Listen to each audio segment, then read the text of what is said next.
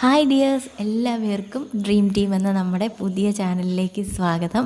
എൻ്റെ പേര് വിദ്യ. ഞാൻ ട്രിവാൻഡ്രത്താണുള്ളത്. എൻ്റെ ജോലി എന്ന് പറയുന്നത് സ്റ്റിച്ചിങ്ങും ഡിസൈനിങ്ങും ഒക്കെയാണ്. പിന്നെ ഞാനൊരു സിംഗിൾ മോം കൂടെയാണ്. അപ്പോൾ എൻ്റെ ലൈഫിലെ കുഞ്ഞു കുഞ്ഞു വിശേഷങ്ങളൊക്കെയാണ് നമ്മുടെ ഈ ഒരു ചാനലിൽ ഉൾപ്പെടുത്തിയിരിക്കുന്നത്. അപ്പോൾ ഞാൻ ഡ്രസ്സ് ഡിസൈൻ ചെയ്യുന്നതും പിന്നെ സ്റ്റിച്ചിങ്ങും ഒക്കെ തന്നെയാണ് കൂടുതലായിട്ട് ഉൾപ്പെടുത്തിയിരിക്കുന്നത്. പിന്നെ സ്റ്റിച്ചിങ്ങും ഡിസൈനിങ്ങിന് വേണ്ടി മാത്രമായിട്ട് എനിക്കൊരു ചാനൽ കൂടെയുണ്ട്. മലയാളി ക്രിയേറ്റീവ് സെൻസ് എന്നാണ് പേര്. അപ്പോൾ ഈ ചാനലിൽ നമ്മൾ വ്ളോഗും അതുപോലെ തന്നെ നമ്മുടെ ഡെയിലി ലൈഫും ഒക്കെ ചേർത്തിട്ടുള്ള കുഞ്ഞു കുഞ്ഞു വീഡിയോസാണ്. അപ്പോൾ നിങ്ങൾക്ക് ഈ ചാനൽ കണ്ട് ഇഷ്ടപ്പെടുകയാണെന്നുണ്ടെങ്കിൽ സപ്പോർട്ട് ചെയ്ത് കൂടെ മറക്കല്ലേ.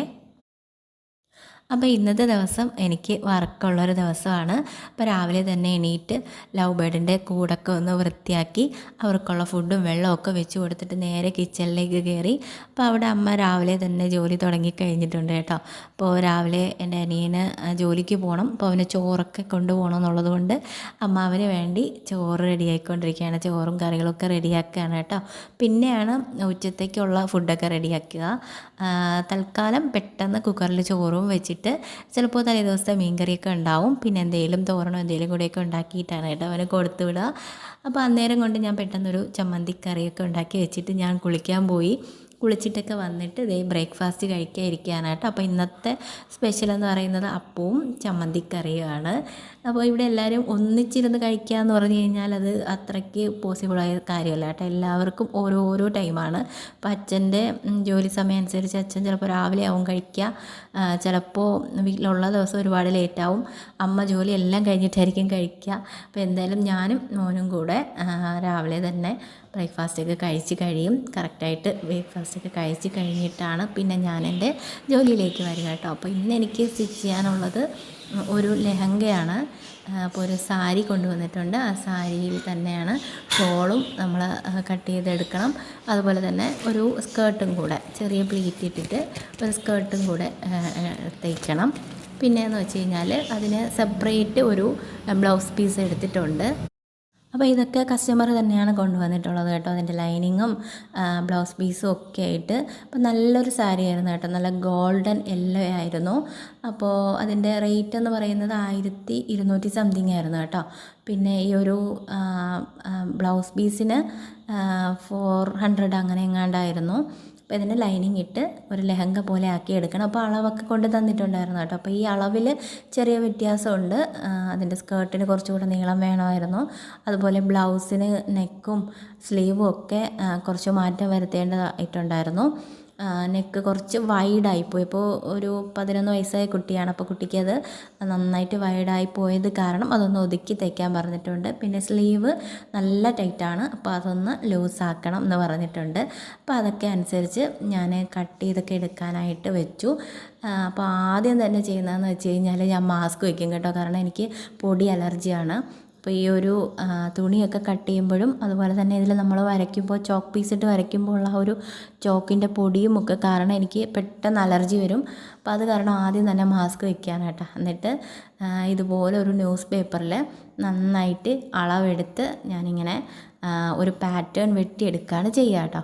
അപ്പോൾ ഈ ഒരു കസ്റ്റമേഴ്സ് എന്ന് പറയുന്നവർ നമുക്ക് ഏറ്റവും വേണ്ടപ്പെട്ട അറിയുന്നുള്ള ആൾക്കാർ തന്നെയാണ്. അപ്പോൾ അവർ വീണ്ടും കൊണ്ടുവരുമ്പോൾ നമുക്ക് എളുപ്പത്തിൽ ഈ ഒരു പാറ്റേൺ കയ്യിലുണ്ടെങ്കിൽ പെട്ടെന്ന് അടുത്ത് നമുക്ക് വർക്ക് ചെയ്തെടുക്കാം. അപ്പോൾ അതുകൊണ്ട് തന്നെയാണ് ഞാൻ മിക്കവാറും പാറ്റേൺ വെട്ടിയെടുക്കാറാണ് പതിവ്. അപ്പോൾ ഞാൻ ആ ഒരു അളവ് ബ്ലൗസ് വെച്ചിട്ട് അവർ പറഞ്ഞ രീതി അനുസരിച്ച് പാറ്റേൺ വെട്ടിയെടുക്കും കേട്ടോ. അപ്പോൾ അതിനുശേഷം വെറും സാധാരണ ന്യൂസ് പേപ്പറിൽ തന്നെയാണ് പാറ്റേൺ വെട്ടിയെടുക്കാറ്. അതിനുശേഷം ഞാൻ ഈ ഒരു ന്യൂസ് പേപ്പറിനെ ക്ലോത്തിൻ്റെ പുറത്ത് വെച്ചിട്ട് മുട്ട സൂചി ഉപയോഗിച്ചിട്ട് നന്നായിട്ട് അത് പിൻ ചെയ്ത് വെക്കും. എന്നിട്ട് അങ്ങനെ കട്ട് ചെയ്തെടുക്കാറാണ് പതിവ്.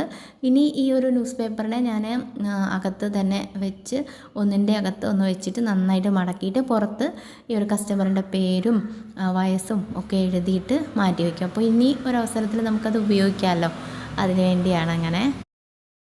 അപ്പോൾ ഡ്രസ്സ് കട്ട് ചെയ്തൊക്കെ വെച്ചിട്ട് പിന്നെ ഞാൻ കുറച്ച് ജോലി എന്തെങ്കിലും കിച്ചണിലൊന്ന് സഹായിച്ചു കൊടുക്കും അമ്മയ്ക്ക്. അതിനുശേഷം വീണ്ടും വന്നിട്ടാണ് കേട്ടോ അടുത്ത സ്റ്റിച്ച് ചെയ്യാനിരിക്കാറ്. അപ്പോൾ ചില ദിവസങ്ങളിൽ രാവിലെ പണി തീർത്ത് കഴിഞ്ഞാൽ പിന്നെ കിച്ചണിലേക്ക് കയറേണ്ടി വരാറില്ല. അപ്പോൾ ചില ദിവസങ്ങളിൽ ഇതുപോലെ മീനൊക്കെ വെക്കുന്ന സമയങ്ങളിൽ അച്ഛൻ വാങ്ങി വരുമ്പോൾ ലേറ്റാവുന്ന കാരണം പിന്നീട് എന്തെങ്കിലും ചെയ്യേണ്ടി ഇതായി വരും. എങ്കിൽ മാത്രമേ ഇടയ്ക്ക് എണീറ്റ് പോകുള്ളൂ കേട്ടോ, ഇല്ലെങ്കിൽ കണ്ടിന്യൂസ് ആയിട്ട് തന്നെ അങ്ങിരിക്കും. അപ്പോൾ അതേ കണ്ട എല്ലാം കറക്റ്റായിട്ട് കട്ട് ചെയ്ത് റെഡിയാക്കി വെച്ചിട്ടുണ്ട്. അപ്പോൾ ഞാൻ അതേ കിച്ചണിലൊക്കെ ഒന്ന് പോയിട്ട് പോയി ഇതാ വന്നെന്ന് പറയും പോലെ ഓടി വന്നിട്ടുണ്ട്.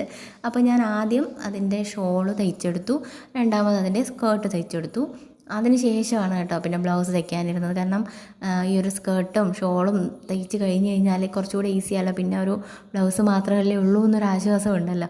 അപ്പോൾ അതുകൊണ്ട് തന്നെ പെട്ടെന്ന് അത് രണ്ടും തയ്ച്ച് മാറ്റി വയ്ക്കാമായിരുന്നു കേട്ടോ. അതിനുശേഷം ബ്ലൗസും കൂടെ തയ്ച്ചതിന് ശേഷം ഊണൊക്കെ കഴിച്ചിട്ടാണ് പിന്നെ ഞാൻ ഈ ഒരു നെക്കിൽ ഡിസൈൻ ചെയ്യാനായിട്ടിരുന്നത്.